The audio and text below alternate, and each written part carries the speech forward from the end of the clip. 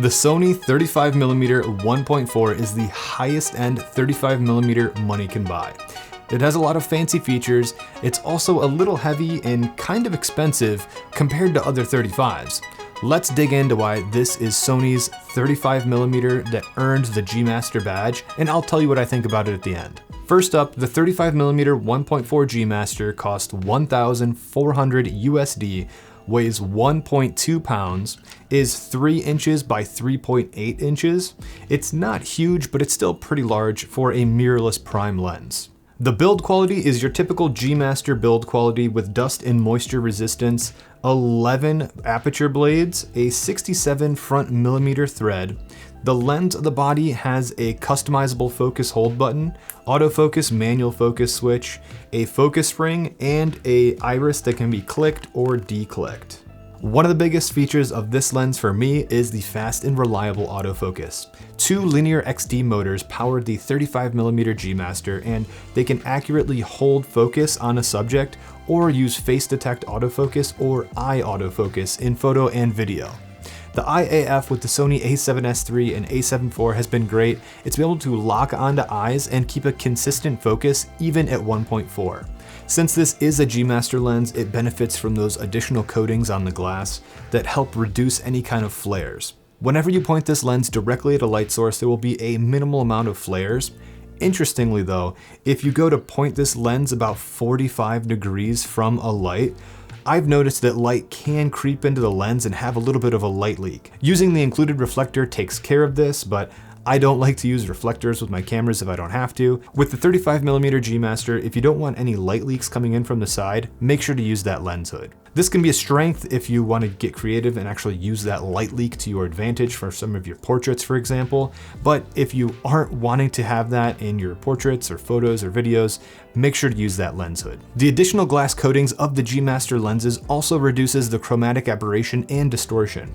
There is some color fringing if you're zooming in and pixel peeping, but overall it's pretty well controlled. If you're zooming in, you'll be able to see it for subjects that are silhouetted heavily against a bright background, especially if it's towards the edges of the frame. Color fringing isn't distracting unless you're really zooming in and pixel peeping, in my opinion though. The bokeh on the 35mm 1.4 has little to no distracting texture in the center, and it's nice and round. Moving out to the edges of the lens, the bokeh gets a little more distracting and textured if you're really looking closely.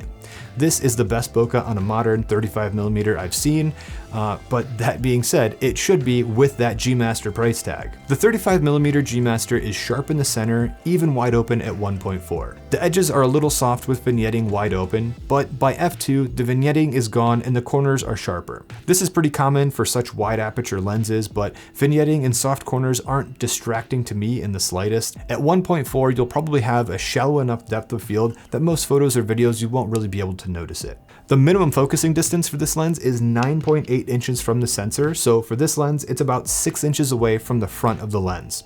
This is great for getting up close details and taking advantage of that background blur and getting the most bokeh you can possibly get. One major downside of this lens though is the 35mm G Master is bad with focus breathing in video. This lens is compatible with Sony's lens breathing compensation that they rolled out in the Sony a7 IV and FX3 and coming to other Sony cameras soon, but there will be a slight crop while you're using this. If you're not using focus breathing compensation with this lens and you're shooting a lot of video at wider apertures and you're moving closer and farther away from the lens, you will probably notice the focus breathing if you're looking for it. This is my main gripe with the 35mm G Master, as it probably shouldn't have this problem considering its price tag.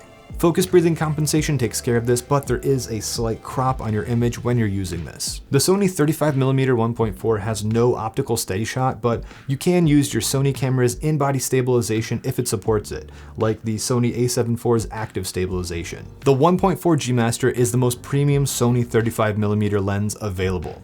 It has very strong features, as it should with that G Master badge. It has great build quality, the image quality, very reliable autofocus, clean bokeh, and really good chromatic aberration and flare control.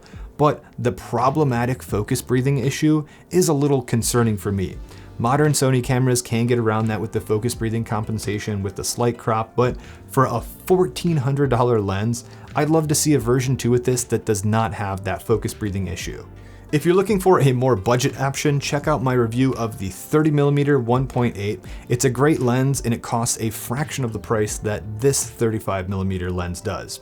Let me know what you think of the 35mm G Master down in the comments below. And thank you guys for sticking around to the end, and I'll see you in the next one.